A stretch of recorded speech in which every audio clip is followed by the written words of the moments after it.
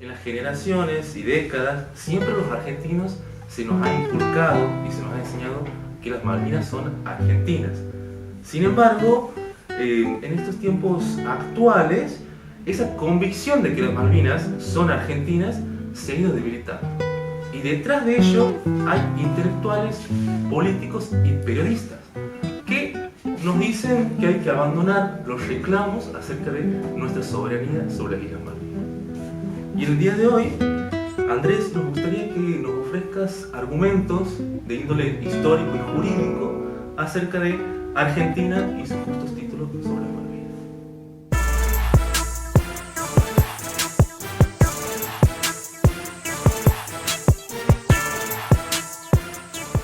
Así es, Ezequiel, como vos lo dices, lamentablemente hay una corriente en los últimos años que se viene manifestando en el país, en la cual se pretende instalar un discurso desmalvinizador, es decir, hay una tonada que prende mucho en la prensa, en los discursos políticos e inclusive también en la farándula, que nos pretenden relegar, digamos, una suerte de resignación en torno a la cuestión Malvinas.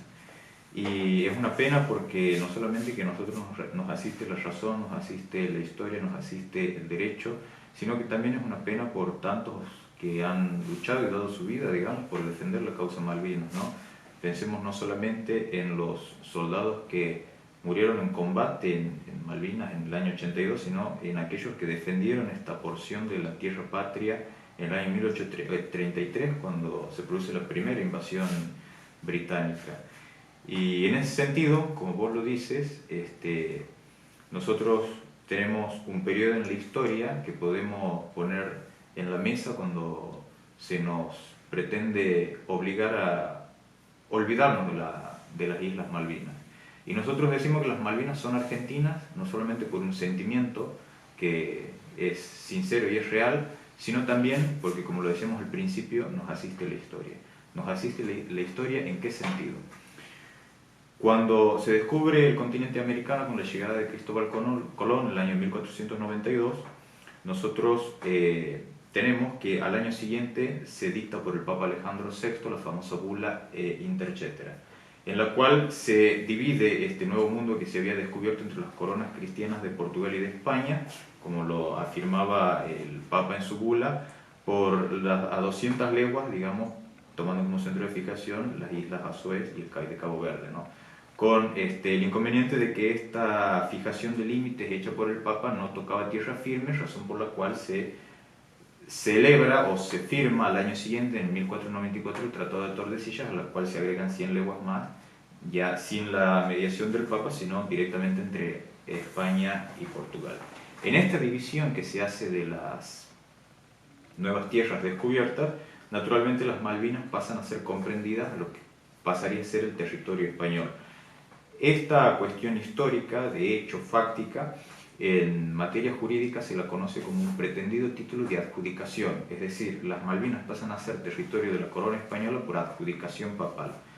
Desde luego que para la corona británica y para toda la corriente de autores del derecho natural de inspiración protestante, escandinava y anglosajona, como por ejemplo Pfaffendorf, Hugo Grocio, etc., no es un título válido para adquirir dominio en materia de derecho internacional por el simple hecho de que ellos, al ser una corriente protestante, no reconocen la autoridad y la legitimidad del Papa con atribución como para adjudicar a una corona o a un rey tierras o derecho de dominio sobre ciertas tierras, ¿no? Dicho esto, tenemos también otra fecha muy importante que está vinculada a la cuestión jurídica, el análisis de los títulos, es el tema del descubrimiento de las islas. Hace rato hablábamos, como te comentaba, del descubrimiento del continente en general y de toda la tierra que los comprendía. Pero nosotros nos vamos a preguntar cuál es la fecha en la cual se descubre por primera vez las islas. Y las islas propiamente dichas, es decir, todo el archipiélago de las Malvinas, es alegada como título de adquirir dominio, el descubrimiento, tanto por España como por Gran Bretaña, pero con fechas disímiles. Es decir, no coinciden, no hay coincidencia. España es la que primero descubre las islas en el año 1520 a través de la expedición famosa de Magallanes, que tenía la encomienda oficial de descubrir un estrecho natural que comunicase a los océanos, tanto el Atlántico como el Pacífico, que por un accidente de tipo natural, podemos decir así, por un desvío que sufre el navío encabezado por Esteban Gómez, debido a una tempestad que surge en esa expedición, se termina apartando del resto de la expedición y llega a producir un avistamiento de las Islas Malvinas. Estamos hablando del año 1520. Si bien, como lo reconocen los propios historiadores españoles, llega nada más que a hacer un avistamiento, hay relevamientos cartográficos hechos por Adolfo de Santa Cruz, que es uno de los cartógrafos oficiales de España de aquella época, que es el que confeccionó uno de los primeros mapas sobre las Malvinas, que formaban parte de la tripulación de las islas, y se llega a la conclusión, analizando ese mapa que había realizado este cartógrafo, de que las islas avistadas fueron las Malvinas, ¿no? Posteriormente, Gran Bretaña, en relación al descubrimiento de las islas, cita dos fechas, 1575 y 1592, en las cuales afirma haber sido no solamente descubierto las islas con un simple avistamiento, como el caso de Esteban Gómez, sino que efectivamente, afirman ellos, llegaron a producir un desembarco. ¿Cuál es el inconveniente con esta cuestión planteada por los británicos? Que tanto la expedición de 1575 como la de 1592 de John Davis fueron expediciones realizadas a título privado, no fueron encomendados por la corona británica. Es decir, hablando mal y pronto, que se trataba de piratas, que lo único que los unía con la corona británica era su nacionalidad. De manera que no se puede atribuir estos actos de naturaleza privada a una forma de adquirir dominio en derecho internacional público, ¿no? Superada esta cuestión del descubrimiento, ¿no? Quedamos con que la primera embarcación que llega a las islas es la de 1520 de Esteban Gómez. Pasamos a lo que es la ocupación efectiva, porque el descubrimiento, como título jurídico, si no es seguida de una ocupación efectiva, carece de aptitud para poder adquirir dominio en derecho internacional. Entonces esto nos lleva a la consideración necesaria de lo que es la ocupación efectiva. Y en ese sentido nosotros podemos hacer referencia a tres fechas importantes que ya se suscitan en la década de 1760. Tenemos tres años importantes ahí. El primero es el año 1764, en el cual Louis Bougainville, que es un ciudadano francés, hace el primer establecimiento continuo en las islas y funda en la isla Gran Malvina Port Louis, en honor al rey Luis de Francia, ¿no? Cuando la corona española toma conocimiento de este acontecimiento, dirige una protesta formal a la corona francesa, la cual reconoce los derechos de soberanía de España sobre estas islas, y el ciudadano francés, Louis Bougainville, reconoce que los actos de posesión que había realizado y el establecimiento que había fundado en esa isla, ese puerto, los hacía a nombre y título de España. Acto seguido, la corona francesa efectúa una cesión gratuita de las islas a España, es decir, todo lo que había fundado este ciudadano francés en las islas, Francia luego la cede a España. Estamos hablando del año 1764. 2 años después llega ahora sí una expedición oficial desde el Reino Unido y funda en la isla Soledad Port Egmont. Cuando España toma conocimiento de esta situación, también dirige una protesta formal a la corona británica, por la cual se firma un tratado en el año 1771, en la cual los habitantes ingleses de esa expedición deciden abandonar las islas, lo cual se efectiviza recién en el año 1774. En este acontecimiento, los ingleses fundan un pretenso título de ocupación efectiva sin hacer abandono de las islas, porque ellos afirman haber dejado en una suerte de reclamo una placa conmemorativa en la cual manifestaban que esas islas pertenecían al rey Jorge III de Inglaterra. Bueno, este acontecimiento, el hecho de dejar una placa conmemorativa para salvar el honor de la corona británica, no tiene ninguna aptitud para adquirir dominio en materia de derecho internacional. Desde esa época en la cual Gran Bretaña hace abandono de las islas en 1774, en ese momento España, en virtud del Virreinato del Río de la Plata, posteriormente las Provincias Unidas del Río de la Plata, en virtud de la independencia argentina de 1816, hasta el año 1833, había una posesión continua de España y luego de Argentina sobre las islas. Hay asentamientos, lo que era antes Port Louis, o sea, Puerto Luis, pasa a llamarse Puerto Soledad, que con el tiempo pasaría a ser Puerto Stanley para los británicos y para los argentinos Puerto Argentino. Es importante destacar también que en el año 1790 se firma la convención, o mejor dicho, el Tratado de Nusca entre España y Gran Bretaña, por la cual los británicos reconocen el derecho de soberanía de España por todo el territorio continental, peninsular, insular y los espacios marítimos circundantes del hemisferio sur, ya sea en el lado occidental como en el lado oriental, es decir, todas las costas del Pacífico y el Atlántico, y Gran Bretaña se comprometió en esa misma convención a no navegar ni comerciar por sobre esas islas, por sobre ese territorio. Luego de ello, con la Confederación Argentina ya conformada, digamos, en el año 1820 se crea la Comandancia Política y Militar de las Islas, que comprendía no solamente el archipiélago de las Malvinas, sino todo el espacio marítimo circundante hasta las adyacencias del Cabo de Hornos. Se designa su primer comandante político y militar, se cumple con todas las formalidades de rigor para el derecho internacional, como es hacer público ese acto de ocupación. Se publican las circulares en los principales medios de comunicación de la época de todas las potencias europeas, no se recibe ningún tipo de protesta alguna. En el año 1823, Gran Bretaña reconoce el Estado argentino como un Estado soberano, independiente y distinto de España. En el año 1825 se firma el famoso Tratado de Amistad y Comercio con Gran Bretaña, firmado por Rivadavia. Y en ninguno de estos dos actos jurídicos de derecho internacional, como el reconocimiento o este tratado, existe una reserva de soberanía por parte de Gran Bretaña con respecto a las islas, que ya estaban en posesión de lo que era la naciente Confederación Argentina, ¿no? Es importante destacar eso porque cuando en el año 1829 se designa al segundo comandante político y militar de las islas, que era Luis Bernet, que es conocido ese nombre, recién ahí el gobierno británico realiza una protesta diplomática.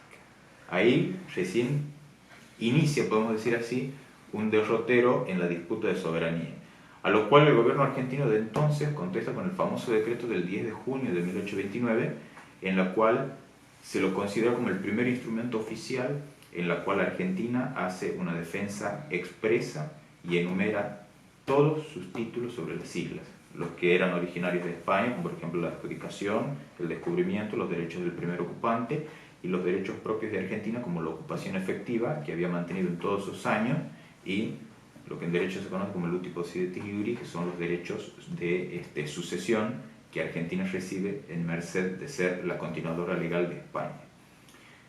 Ese decreto es muy conocido porque de ahí se toma esa fecha como el día de la reafirmación de los derechos soberanos de Argentina sobre las Malvinas. Esa historia desemboca, en ese entredicho diplomático desemboca en el desembarco o en la invasión británica de las Islas Malvinas en enero de 1833.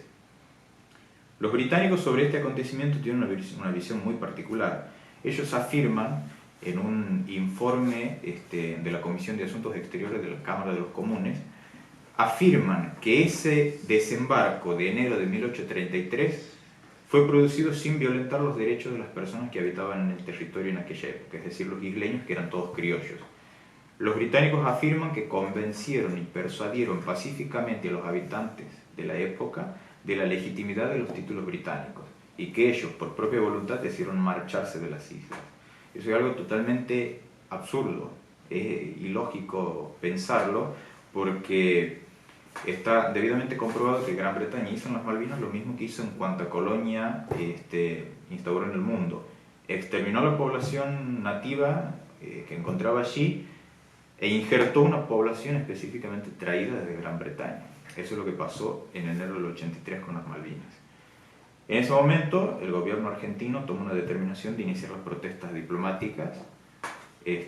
Su primera reacción fue una nota enviada por el embajador plenipotenciario, que era Carlos María de Alvear, en junio del año 1833, y a partir de ese momento, Argentina inicia una serie de reclamaciones diplomáticas que siempre tuvieron la misma respuesta de Gran Bretaña, el silencio.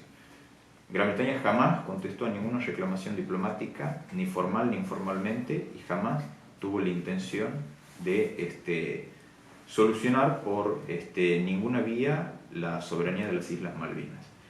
Gran Bretaña siempre adujo los títulos que, además de los que ya mencionamos, como el supuesto primer descubrimiento, que ya vimos que no era así, la ocupación de 1766 a 1774, que es muy exigua, muy poco tiempo.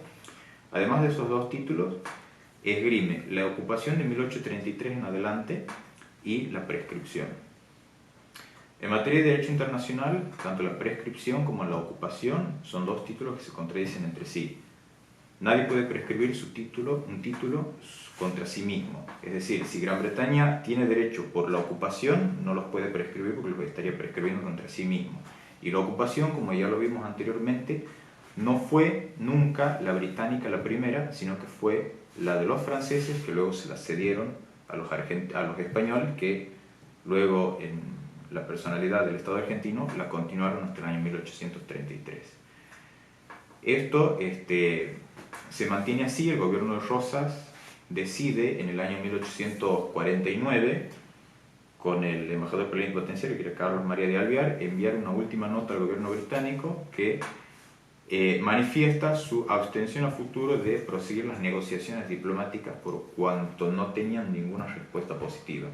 Es decir, ante el silencio de Gran Bretaña, el gobierno de Rosas decide abstenerse de mantener sus negocios, de proseguir con sus intentos diplomáticos, dejando expresamente aclarado que eso no significaba una renuncia a los derechos soberanos de las Malvinas. Hasta el año 1884 se mantiene esa situación cuando el gobierno de Roca decide ofrecer formalmente una propuesta de arbitraje al gobierno de Gran Bretaña para intentar solucionar el conflicto, la cual tiene la misma respuesta que antes, el silencio. Jamás obtuvo ninguna respuesta y desde el año 1888 a 1904 se mantienen en la misma posición. No intentar ninguna solución o acercamiento con Gran Bretaña debido al silencio.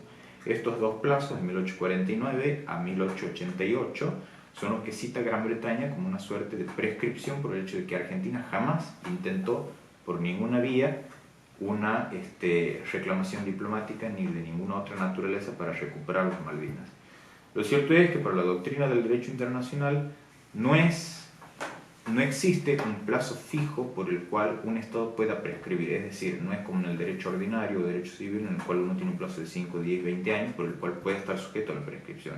En derecho internacional no es eso. En derecho internacional lo que interesa es que se cumplan los requisitos, que haya una posición pública, pacífica, continua e ininterrumpida, que no se da en el caso de Gran Bretaña, porque no fue pública, sino que fue una ocupación clandestina. Fue precaria en el sentido de que desalojaron a los habitantes nativos de la zona por la fuerza, y no fue pacífica por el hecho de que permanentemente Argentina estuvo disputando la soberanía por la vía diplomática con respecto a las Malvinas. Es decir, esos títulos que invoca Gran Bretaña son a todas luces falaces e impotentes de adquirir el dominio sobre las islas en favor de Gran Bretaña. Bien, Andrés, muy clara tu exposición, el devenir histórico acerca de los derechos de Argentina sobre las Islas Malvinas. A mí me gustaría preguntarte si en los reclamos que hizo Argentina tuvo apoyo de otras naciones, especialmente las del continente americano.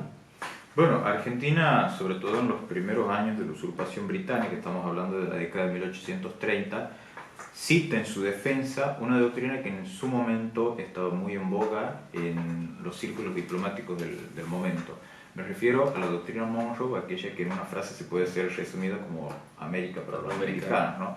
Esta doctrina formulaba una serie de principios que son muy estudiados en derecho internacional. El principio de no intervención, que sintéticamente podemos decir que implica que las potencias europeas no tienen derecho a intrometerse en los asuntos de los países y de los pueblos americanos, como así tampoco los países americanos tenían el derecho a intrometerse en los asuntos de las potencias europeas.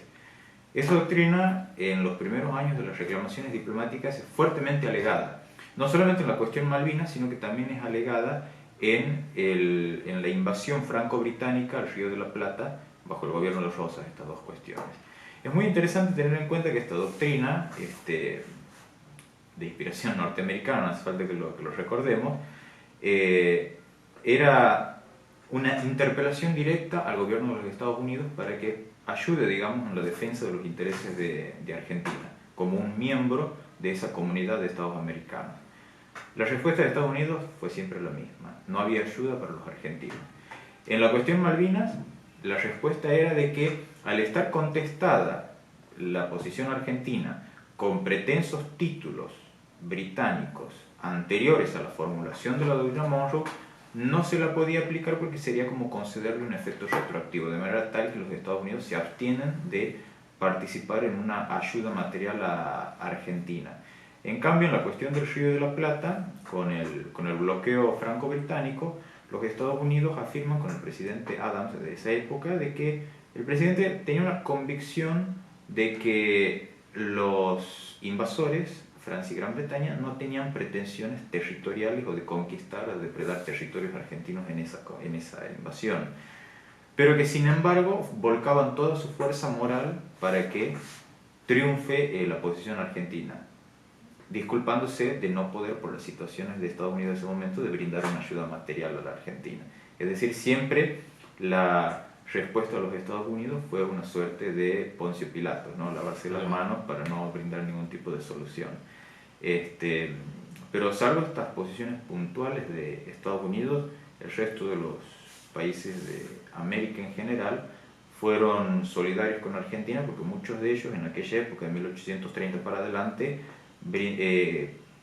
transitaban por situaciones parecidas. México había sido invadida por Francia, Santo Domingo anexada a España, entonces todos los pueblos de América atravesaban una situación de invasión de las potencias extranjeras, ¿no? Que luego, por ejemplo, con el caso de Venezuela, que también fue invadida por Gran Bretaña, sería una de las naciones más agradecidas, porque se formula en virtud de esa invasión la famosa doctrina Drago, que era un diplomático argentino, ¿no? Que luego vería su recompensa con la ayuda venezolana en la Guerra de Malvinas de 1982. Bien, Andrés. Y a partir de ese entonces, ¿cuándo se volvieron a retomar los reclamos argentinos con respecto a la soberanía sobre las Islas Malvinas? Bueno, un gran impulso se da en el seno de las Naciones Unidas. En 1945, cuando comienza a funcionar los órganos de Naciones Unidas, la Asamblea General pide la conformación de un listado de territorios en situación de colonialismo.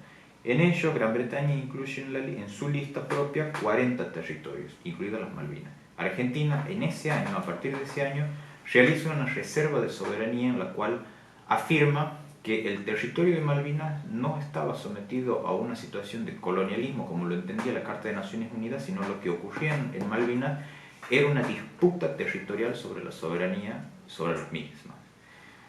En el año 1955, con la emancipación de muchos estados africanos y asiáticos que ingresan al seno de Naciones Unidas, en virtud del impulso de esta cantidad de naciones nuevas, comienza a elaborarse el trabajo de la Comisión para la Concesión de la Independencia de los Pueblos Coloniales.